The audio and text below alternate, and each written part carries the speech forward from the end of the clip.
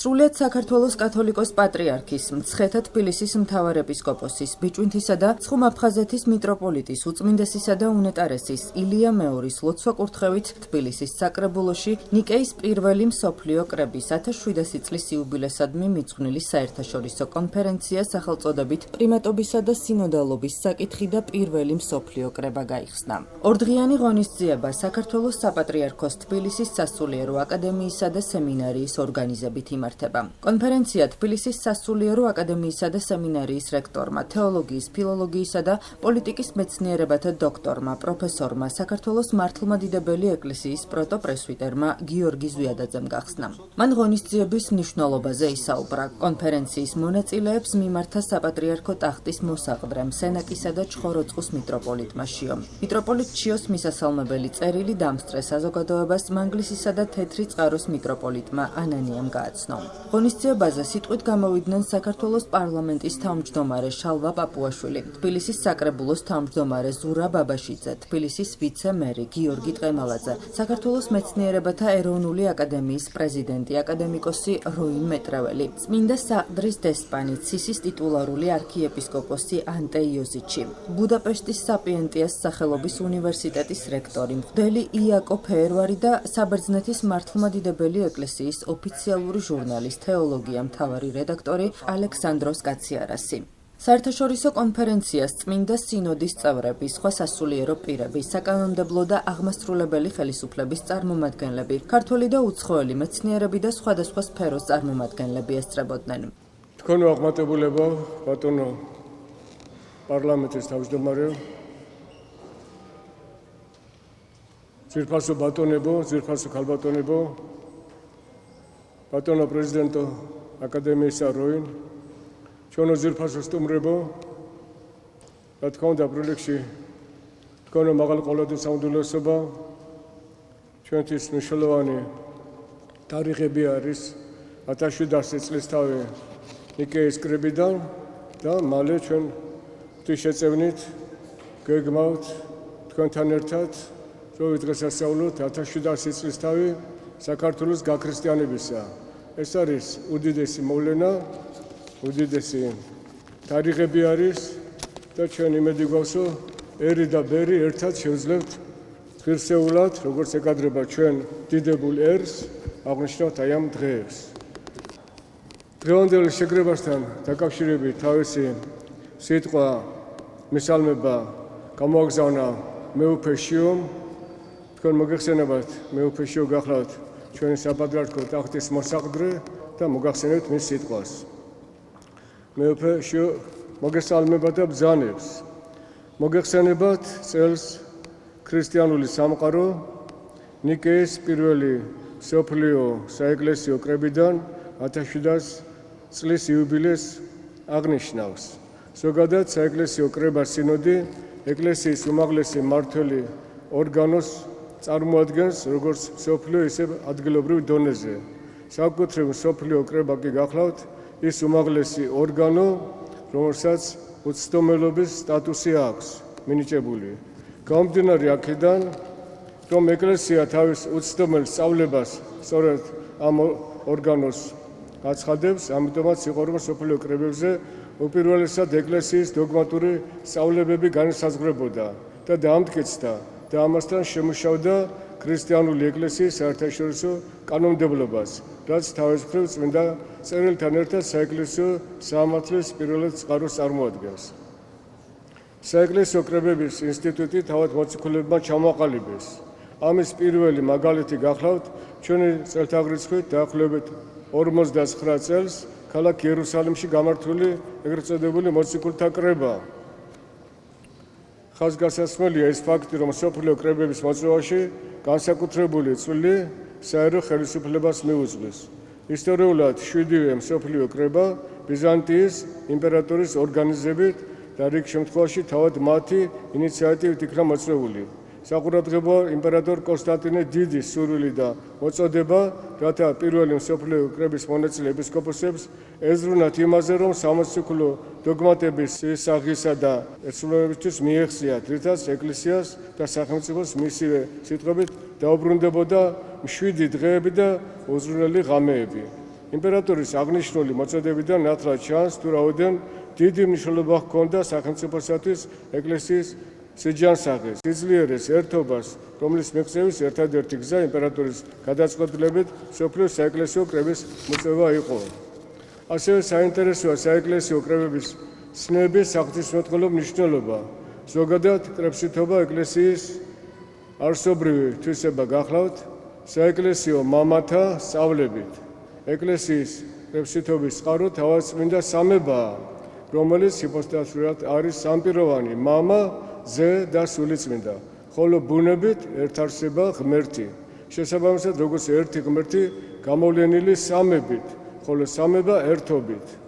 ასევე ეკლესიაც თავისი ბუნებით არის ერთიანი, გამოვლენილი კრებსითა და კრებსითი, გამოვლენილი ერთიანობით, ნიშნად მაცხოვრის სიტყვებისა, რათა ყველანი ერთ იყვნენ, როგორც შენ, მამაო ჩემო, ჩემში, ხოლო მე შენში და ერწყმნოს ქვეყანამ, რომ შენ მომავლინე. ასე აუცილებლად უნდა აღნიშნოს ის ფაქტი, რომ საქართველოს უძველეს სამოციქულო და ავტოკეფალურ ეკლესიას იმ დღიდან, რაც ჭეშმარიტ რწმენას ეზიარა, არასდროს გადაუხვევია ამ გზიდან, ამას ადასტურებს საქართველოს ეკლესიის ერთ-ერთი ცნობილი კრების რუის ურბნისის ძეგლის წერა. აღნიშნულ ძეგლში კრების მონაწილე მამები წერენ: არა გესრუნეთ შენ სიწმინდით მშობელო ჩვენო კათოლიკო ეკლესიაო, არცა განგცე ჩვენ სიკადულო ჩვენო მართლმადიდებლობაო, რომლისა არცა გამცემელ ქმნილ ვართ. მოწმე არც ჭეშმარიტება, ამენ. ეს გახლავთ ჩვენი ძვირფასი მეუფეს მოსალმება. მე ჩემი მხრიდან მინდა რომ სიყვარულით დაგლოცოთ, მივესალმო რა თქმა უნდა ჩვენი სემინარიისა და აკადემიის პროფესორ მასწავლებლებს, სტუდენტებს, ის რომ ჩვენ გვაქვს სასულიერო სემინარი და აკადემია მძვინვარე ათეისტური რეჟიმის შემდგომ, ეს არის დიდი მიღწევა. ამას მიაღწია ჩვენმა უწმინდესმა პატრიარქმა, რომელიც არის დიდება და მშვენება არა მარტო ჩვენი საუკუნისა, არამედ ღირსება არის წინა საუკუნეებისას. ჩვენ ხავდა საქართველოს ეკლესიის მეთაურებად 140 პირველ იერარქი და მათ შორის 151 არის ჩვენი უწმინდესი პატრიარქი. რადგანაც ჩვენ ხედავთ ისტორიას და მეცნობით მას, ვიცით რომ ჩვენი პატრიარქი ერთ-ერთი ყველაზე გამოჩენილი არის, მადლი არის, რომელიც ყოვლადწმინდა ღვთისმშობელმა მოანიჭა ქართველ ერს. მეუფეშიო ბრძანებს, რომ აუცილებელია ეკლესიის მთლიანობა და ერთიანობა, რადგანაც ეს არის სწავლება ჩვენი მაცხოვრისა იესო ქრისტესი. ეს ჩვენ არ უნდა დავიწყოთ, შინაგანად ჩვენი ეკლესია მუდამ არის ერთიანი, ერთგული მოსიკულ და სწავლებისა და ამას მიუთითებდნენ ჯერ კიდევ ძველი ავტორები, მაგალითად პროკოპი კესარიელი მე-6 საუკუნეში წერდა ქართველთა წმინდა მართლმადიდებლობის შესახებ და ასე უწყვეტად საუკუნეების მანძილზე განსაკუთრებით გიორგი მთაწმინდელი. და ჩვენ ამაყები ვართ, რომ შევძელით აი ამ ურთულეს გარემოში, როცა კავკასიას ეჯახებოდნენ უძლიერესი ტალღები უზარმაზარი იმპერიებისა, არაქრისტიანი იმპერიებისა, საქართველოს შეძლო არა მარტო ქრისტიანობის, არამედ წმინდა მართლმადიდებლობის შენარჩუნებას. ეკლესიის ერთიანობით იქნა ეს ყველაფერი მიღწეული. დღეს ეკლესიის ერთიანობას მინდა ეს იცოდეს ჩვენმა ახალგაზრდობამ, რომ ასე ვთქვათ, უქნიან საფრთხეს, განსაკუთრებით ოკუპირებულ რეგიონებში. ეს არის აფხაზეთი და ჩვენი შიდა ქართლი, რომელსაც სამაჩაბლოს ეძახით, ხოლო ახლა სხვა სახელს უწოდებენ. აი აქ შეიქმნა სეპარატისტული საეკლესიო ჯგუფები, რომლებიც აცხადებენ, ესე იგი თითქოს უნდა იყოს საქართველოს ეკლესიისგან დამოუკიდებლად, კონდეთ მათ თავიანთი ავტოკეფალური ეკლესიები და ერთ-ერთ საფუძვლად დებენ სწორედ რაც დღევანდელი კონფერენციის თემა არის, ამაზე ალბათ შემდეგ შეიძლება, მაგრამ ახლაც ვიტყვი ერთ-ორ სიტყვას. პირველ მსოფლიო კრებაში თქვენ მოგეხსენებათ მონაწილეობდნენ ქართველთა ქვეყნებიდან სტრატოპილე პიტიუნტელი და დომნის ტრაპეზუნტელი. ეს ქვეყნები შავი ზღვის სანაპირო იყო ქართველთა ტომებით, ქართველი ერით დასახლებული, ქართველი ხალხით დასახლებული. ეს არის ძალზე ცნობილი და ესე დადასტურებული წყაროებით. სწორედ აქედან იყვნენ ეს ეპისკოპოსები და დღეს ესეთი რამეს ამბობს, მაგალითად ერთ-ერთი ასეთი დბარი მეხაური სეპარატისტი, რომ თითქოს რადგანაც უკვე 325 წელს მონაწილეობდა ბიჭვინთიდან, მისი აზრით აფხაზეთიდან ეპისკოპოსი, ამიტომაც აფხაზური ეკლესია უფრო ძველია, ვიდრე ქართული ეკლესია, რომელიც მხოლოდ 326 წელს დააფუძნდა, ამიტომ 325 წელი, ესე იგი უფრო წინ იყო, მაშასადამე არ შეიძლება უფრო ძველი ეკლესია დაექვემდებაროს უფრო ახალ ეკლესიას, ასეთი არის მისი, ესე იგი ასეთი განსაზღვრება, მაგრამ ამის შესახებ წმინდა სინოდის იყო მსჯელობა და არის ასეთი დიდი მეცნიერები ყავდა, რომლებიც ამბობენ, რომ ის პიტიუნტი, საიდანაც იყო სტრატოფილე, მდებარეობდა ოფრიზეს რეგიონში. ბიჭვინთა, რა თქმა უნდა, ჩვენი უდიდესი ცენტრი იყო, უდიდესი, მაგრამ ესე იგი იყო ასევე მეორე პიტიუნტიც. ასევე მინდა თქვა, რომ დღევანდელი, ესე იგი ასეთი განსაზღვრება, რომ თითქოს წმინდა ნინო მიქადაგა მხოლოდ აღმოსავლეთ საქართველოში ეს არ დასტურდება რუსუბნისის კრების მომართა ცნობების, რუსუბნისის კრების მამები ამბობენ, რომ წმინდა ნინო მოაქცია ყოველი სავსება, ყოველთა ქართველთა ნათესავისა. ეს ნიშნავს, რომ წმინდა ნინო მოაქცია როგორც დასავლეთ საქართველოს მოსახლეობა, ქართველობა, ისე აღმოსავლეთ საქართველოს მოსახლეობა. საიდან ჩანს ეს მეოთხე საუკუნის უდიდესი ბერძენი და ესე იგი ისტორიკოსი, პირველი ეკლესიის ერთ-ერთი ისტორიკოსი გელასი კესარიელი ამბობს, რომ წმინდა ნინომ ესე იგი მოაქცია იბერები და ლაზები. ხოლო რაც შეეხება ანდრია პირველწოდებულს, მან იქადაგა არა მხოლოდ აღმოსავლეთ საქართველოში, არამედ სრულიად საქართველოში. და მე მოვიყარ თეიმურაზის სიტყვებს, თეიმურაზ ბატონიშვილი, თქვენისი დიდი ჩვენი ისტორიკოსი იყო მე-19 საუკუნეში, რომელსაც ხელი მოუწდებოდა სამეფო არქივებზე, ის წერს, ანდრია პირველწოდებული მოვიდა დასავლეთ საქართველოს და აღმოსავლეთ საქართველოში, ავიდა ცხეთის ჯვარზე და დადგა იქ ცხეთის ჯვარი, სადაც ახლა მონასტერია და შემდგომ ყაზბეგის მთაზე. ასე რომ ჩვენი წმინდა მამები იღებდნენ მსოფლიო კრებებიდან დადგენილებებს, კანონებს და მას აღასრულებდნენ ერთგულად, ამიტომაც შეძლო ჩვენმა ეკლესიამ დაეცვა წმინდა მართლმადიდებელი სწავლება. მინდა დაგლოცოთ, გაკურთხოთ და შევთხო უფალს, რომ უკუნისამდე იყოს ქართველი მართლმადიდებელი. ამინ. ერთმა დაგლოცოთ. მივესალმები წმინდა სინოდის წევრებს, მივესალმები დამსწრე საზოგადოებას, სტუმრებს, კონფერენციის მონაწილეებს. მოხარული ვარ, რომ წილად თქვა პატივი, გამოსულიყავი და სიტყვა წარმომეთქვა დღევანდელ კონფერენციაზე. და საქართველოს პარლამენტის სახელით წარმომეჩინა ის განსაკუთრებული დამოკიდებულება და ურთიერთობა, რაც გაგოჩნია ეკლესიის, სულიერების და სამღვდელო დასის მიმართ. სარწმუნოების განმტკიცება და მისდამი ყურადღება ჩვენი ხელისუფლების განსაკუთრებული ზრუნვის საგანს წარმოადგენს და მისი დაცვა საქართველოს ეროვნული ინტერესია. ბუნებრივია, რომ ეს საერთაშორისო კონფერენცია მნიშვნელოვან როლს ასრულებს ცოცხალი სარწმუნოების აღორძინების საქმეში, რადგანაც საღვთისმეტყველო დიალოგი, მართლმადიდებლური სარწმუნოების განმტკიცება და თანამედროვე ენაზე დოგმატური საკითხების აუდიტორიამდე მიტანა ჩვენი ეკლესიის მისიონერული დანიშნულებისა და ცოცხალი სულიერი პროცესის დასტურია. მნიშვნელოვანია, რომ სწორედ აქ თბილისში, საქართველოს დედაქალაქში, მის ერთ-ერთ უძველეს და ისტორიულ შენობაში იმართება კონფერენცია, რომელიც ეძღვნება ნიკეის პირველი მსოფლიო საეკლესიო კრების 1700-წლოვან იუბილეს. კრების, რომელიც 325 წელს ქალაქ ნიკეაში შეიკრიბა, რათა დაემკვიდრებინა ჭეშმარიტება, დაეცვა სარწმუნოება და განემტკიცებინა ეკლესიის ერთობა.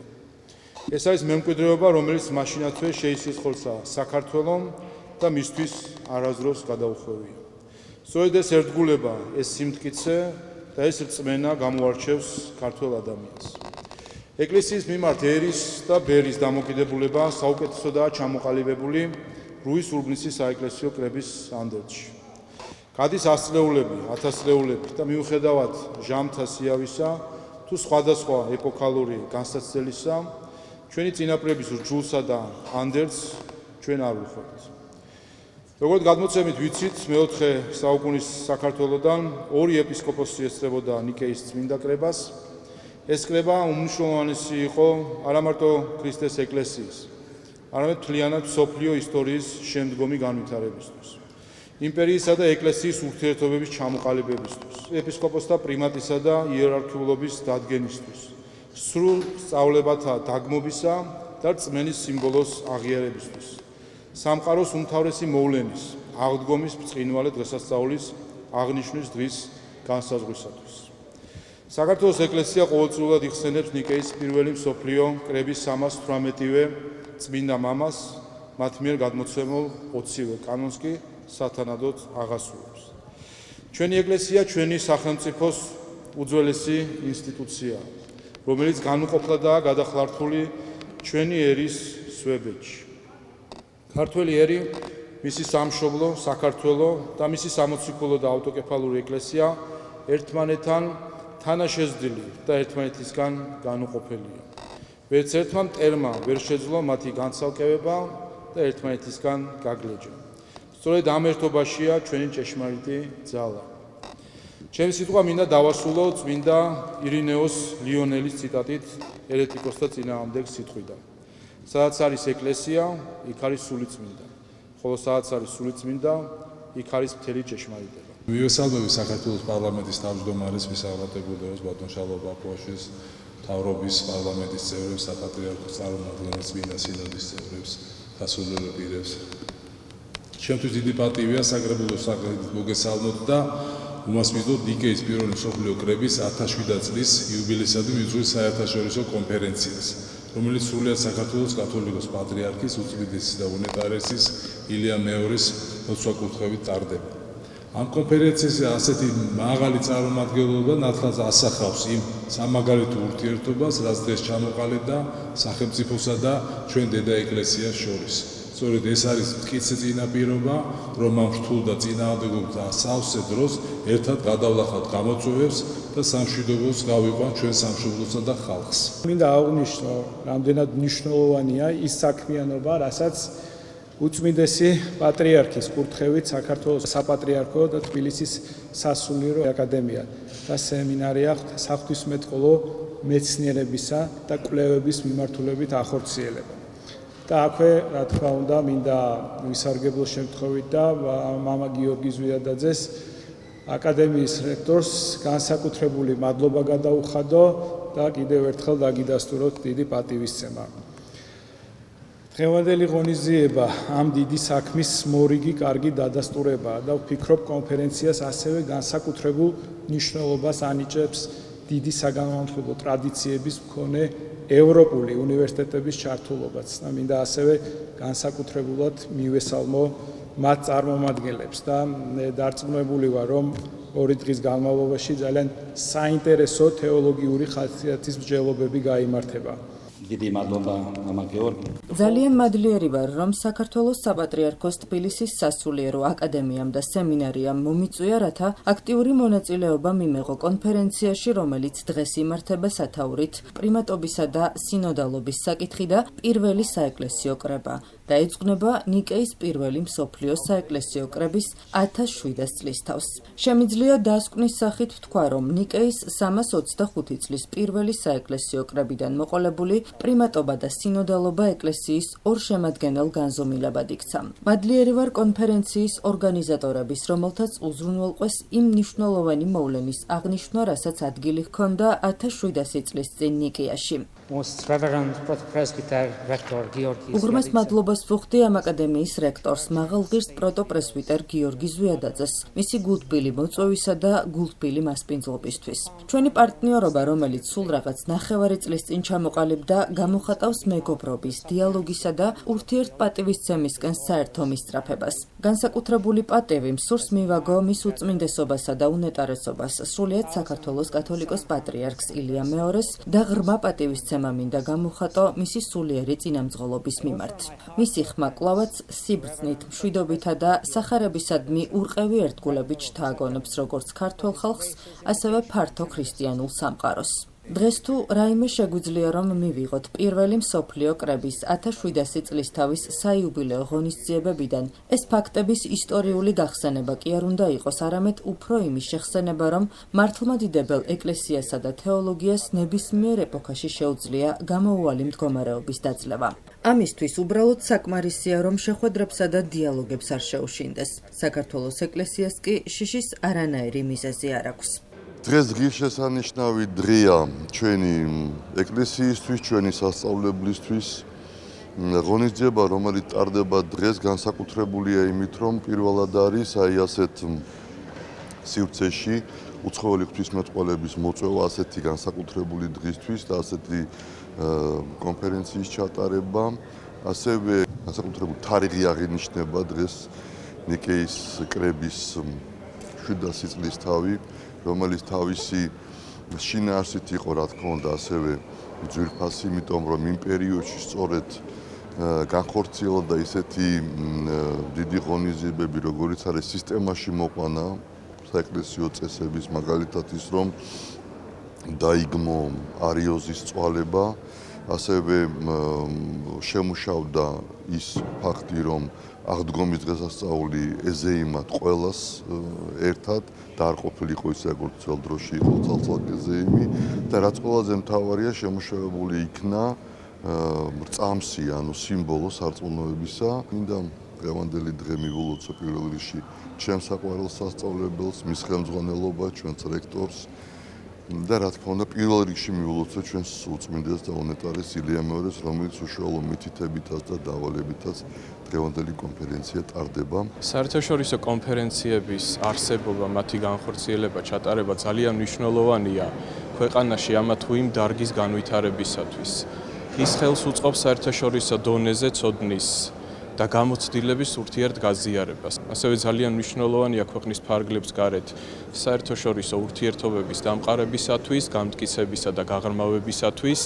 მინდა დიდი მადლობა გადაუხადო საქართველოს საპატრიარქოს თბილისის სასულიერო აკადემიასა და სემინარიას აღნიშნული ღონისძიების ორგანიზებისათვის, რომელზეც ესწრებიან და პრეზენტაციებს წარადგენენ მსოფლიოს სხვადასხვა ქვეყნის გამორჩეული მეცნიერები. და მინდა დაულოცო და მადლობა გადაუხადო ყველა იმ ადამიანს, ვინც მონაწილეობა მიიღო აღნიშნულ ღონისძიებაში და ვინც საქართველოს საპატრიარქოსსა და თბილისის სასულიერო აკადემიასა და სემინარიას გვერდში დაუდგა მისი ორგანიზებისათვის. უაღრესად საინტერესო ღონისძიება ჩატარდა. ეს იყო პროტოპრესვიტერ მამა გიორგის ვიადაძის თავოსნობით. ფაქტობრივად სასულიერო აკადემია მომასპინძლა დღეს ერთ-ერთი ყველაზე დიდი ქრისტიანული დღესასწაულს. ეს არის 325 წელს ნიკეის კრების 1700 წლისთავი კრებისა, რომელსაც გარდამტეხი მნიშვნელობა ჰქონდა საქრისტიანოსთვის. კერძოდ, აი ამ პერიოდიდან მოკიდებული შეიცვალა დამოკიდებულება წარმართობასთან, ფაქტობრივად რეალური გამარჯვება მოყვა ქრისტიანობისა. ეს უშუალოდ ეხებოდა საქართველოს. ანალოგიური ვითარება იყო საქართველოში, ისე როგორც კონსტანტინე დიდმა მოიწვია კრება, შემდეგ დავით აღმაშენებელს მოუხდა რუის-ურბნისის საეკლესიო კრების მოწვევა, სადაც ანალოგიური მნიშვნელოვანი საკითხები და ერთ-ერთი წარმართობის წინააღმდეგ ბრძოლის საკითხიც იყო გახსნილი. აი ყველაფერი ეს ჩვენს დიდ პატრიარქებს უნათებს გზას და მე-20 საუკუნის პატრიარქები განსაკუთრებით ბევრ სასიკეთოს აკეთებენ აი ამ კრებებიდან გამომდინარე. ასევე მე მინდა გახაზი გაუსვა ილია მეორის მიერ კეთილსაქმეებს, რომელსაც აკეთებდა და გამშველული იყო იგი სწორედ ამ დიდი საეკლესიო კრებების იდეებით, როდესაც წმინდა მთაზე ფეხშუშობა 400 კი მიაიარა ფეხით და დაალოცა მთელი საქართველო წმინდა მთაზე. წმინდა მთა ეს არის ადგილი, სადაც უფალმა მოსეს გადასცა 10 მცნება და ამდენად მნიშვნელობა ჰქონდა ამას. დღეს საქართველოს აი ლოცვით და იმ კრებების მადლით და ლოცვილი გახლავთ და უსურვოს წარმატება, რომ სიკეთე და ბედნიერება იყოს ჩვენთან. ძალიან საინტერესო და ამავდროულად ძალიან მნიშვნელოვანი საერთაშორისო სამეცნიერო კონფერენცია გაიხსნა დღეს. მომდევნო დღეებში ძალიან საინტერესო სესიები გველის. სხვათა შორის ეს ლექციათა სერია უკვე კვირის განმავლობაში მიმდინარეობდა. ჩვენი საერთაშორისო საზღვარგარეთიდან ჩამოსული სტუმრების ჩართულობით, ჩვენ გვყავს წარმომადგენლები როგორც საბერძნეთიდან, ასევე შვედეთიდან და კიდევ სხვადასხვა ქვეყნებიდან. ძალიან საინტერესო არის და კარგი არის, რა თქმა უნდა, როდესაც სტუდენტები არიან ჩართულები და ხვალ კიდევ გვექნება საშუალება, რომ უკვე თემატური მოხსენებები მოვისმინოთ. მნიშვნელოვანი დღე არის დღეს ჩვენი ქვეყნისთვის და ხაზგასმა ჩვენთვის რას ნიშნავს მართლმადიდებლობა და ქრისტიანობა და როდის იღებს სათავეს და საფუძველს, მე მგონი ამის შეხსენება არ არის საჭირო საქართველოს მოქალაქეებისთვის. და ზოგადად ყველა ქრისტიანისთვის. საქართველოსა განსაკუთრებული მისია. ეს არის გლობალური ფუნქციის მატარებელი ქვეყანა, რაც გამოიხატება იმაში, რომ არის გეოპოლიტიკის კვანძი და მეორე უმნიშვნელოვანესი ეს არის სულიერი მისია აქ ქართულ სახელმწიფოს. დღევანდელი დღე ამისი ნათელი დადასტურებაა და მე მინდა მადლობა უთხრა თითოეულ მონაწილეს დღევანდელი კონფერენციის, საერთაშორისო კონფერენციის, რომელიც გაგრძელდება ხვალ. მადლობა უთხრა მამა გიორგის, რომელიც არის ინიციატორი ძალიან დიდი მასშტაბური ღონისძიებების, რომელიც ცილდება ჩვენი ქვეყნის ფარგლებს და საზღვრებს, მაგრამ ორიენტირებული არის საქართველოზე, ორიენტირებული არის ქრისტიანობაზე, სულიერებაზე, სიწმინდეზე, სიყვარულზე, კეთილშობილებაზე და გონიერებაზე. ღონისძიება ყოვლადწმინდა სამების საკათედრო ტაძრის საპატრიარქო გუნდის გამოსვლით დასრულდა. კონფერენცია თბილისის საკრებულოში ხვალ 31 მაისს დასრულდება.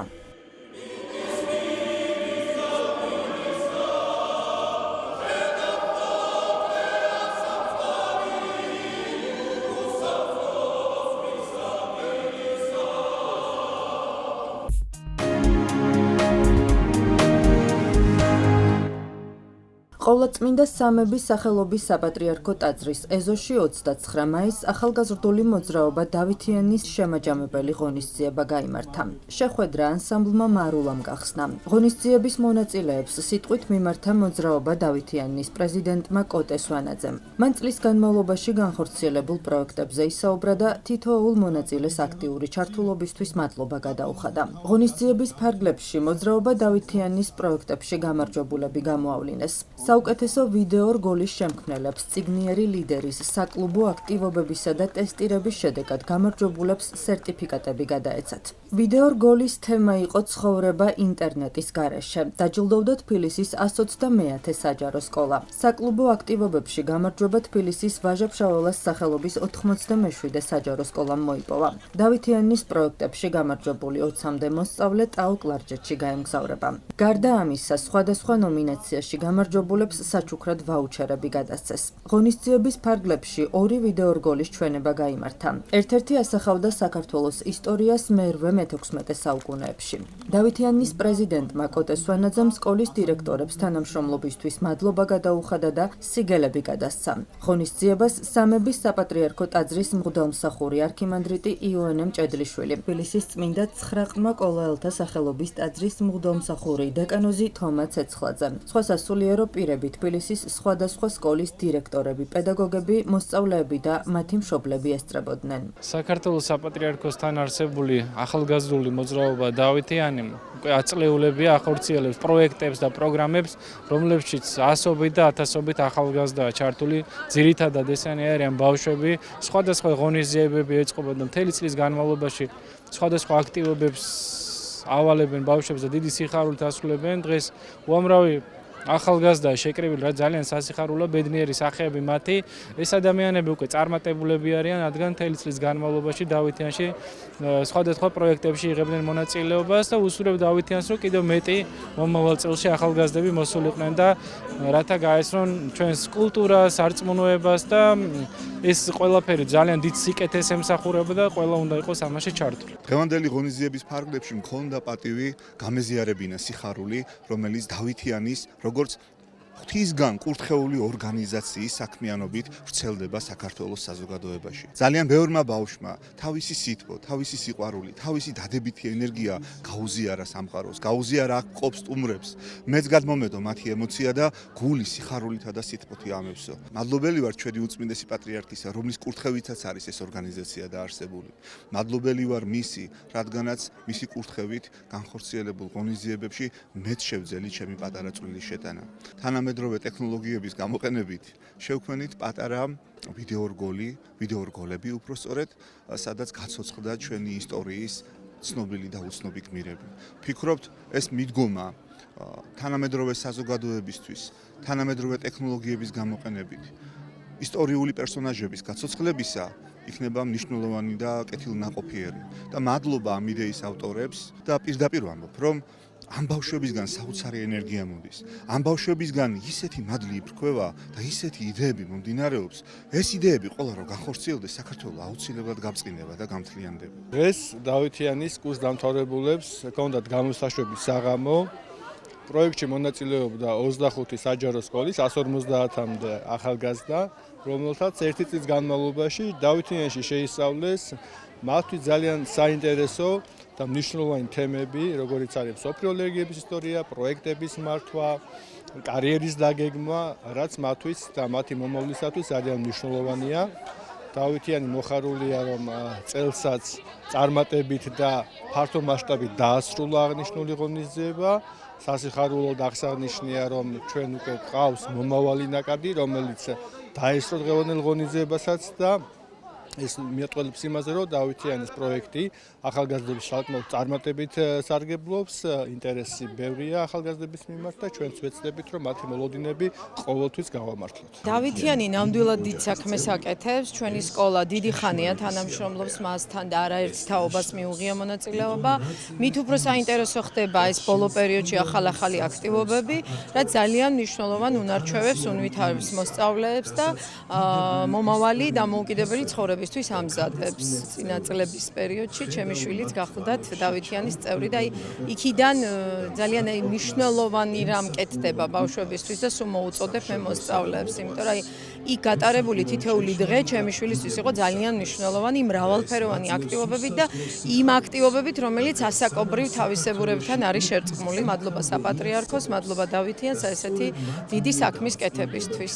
დღევანდელი ღონისძიება ძალიან მნიშვნელოვანი იყო, იმიტომ რომ ეს იყო ერთი წლის შეჯამება დავითიანის მოღვაწეობისა.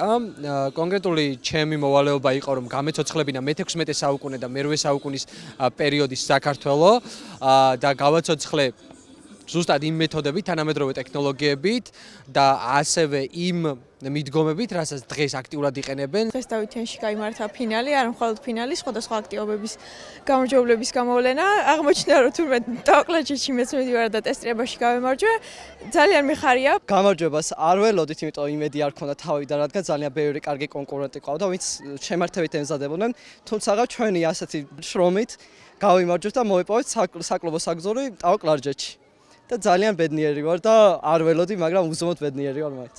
მოძრაობა დავითიანის შემაჯამებელი ღონისძიების დაწყებამდე პროექტ წიგნიერი ლიდერის ფინალი გაიმართა. მასში 13 სკოლა მონაწილეობდა. ინტელექტუალური შეჯიბრის გამარჯვებული თბილისის 77 საჯარო სკოლა გახდა. აღნიშნული სკოლის მოსწავლეებს საჩუქრები მოძრაობა დავითიანის შემაჯამებელ ღონისძიებაზე გადასცეს. დავითიანი როგორც წესი ყოველწლიურად ატარებს ინტელექტუალურ პროექტებს ახორციელებს და ერთ-ერთი ყველაზე მნიშვნელოვანი და ყოველწლიური პროექტი არის წიგნიერი ლიდერი. ამ პროექტის ფარგლებში მოსწავლეები ჩვენთან დაახლოებით 25 სკოლის მოსწავლეები ყავდა, თითო სკოლიდან 5 მოსწავლე, სადღაც 150 მოსწავლე იღებდა მონაწილეობას. ისინი სწავლობდნენ როგორც თეოლოგია, ძველი აღქმა, ახალი აღქმა, მსოფლიო რელიგიების ისტორია, ასევე გადიოდნენ საკლუბო აქტივობებს, პროექტების წერას, სხვადასხვა აქტივობებში იღებდნენ მონაწილეობას და შესაბამისად ყველა ეს აქტივობა თუ პროექტი ფასდებოდა რაღაც ქულებით. ამ ქულებით მათ მოიპოვეს ნახევარფინალში და ფინალში გადასვლის შესაძლებლობები და დღეს გაიმართა ფინალური შეხვედრა, ინტელექტუალური კონკურსი, რომელშიც 13 სკოლამ მიიღო უკვე მონაწილეობა, ფინალში 13 სკოლა გადავიდა და უნდა აღინიშნოს, რომ საკმაოდ ძლიერი თამაში იყო და გაიმარჯვა 77 სკოლამ, რომელმაც შეიძლება ითქვას, რომ ძალიან კარგად გაართვა თავი მთელი წლის განმავლობაში, იმიტომ რომ ესენი მთელი წლის განმავლობაში სწავლობდნენ და აშკარად ეტყობოდათ, რომ ძლიერი გუნდი ყავდათ. თუმცა სხვა სკოლები ძალიან ძლიერები იყვნენ, მაგრამ გაიმარჯვა უფრო ძლიერმა და შესაბამისად მე ვულოცავ მათ. ასევე გამოვლინდნენ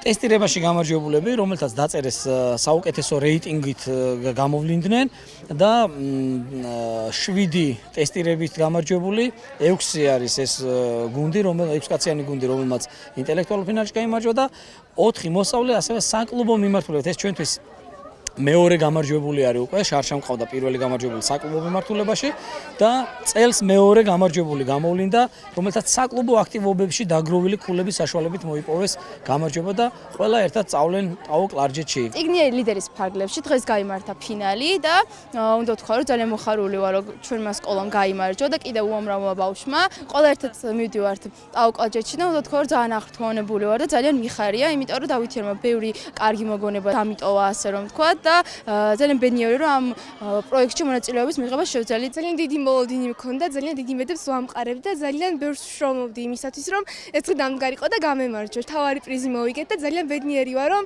ეს დღე დადგა და ჩვენ მოვიგეთ. შეგახსენებთ, რომ საქართველოს საპატრიარქოსთან არსებული ახალგაზრდული მოძრაობა დავითიანი 2007 წელს სრულიად საქართველოს კათოლიკოს პატრიარქის ლოცვა კურთხევით დაფუძნდა.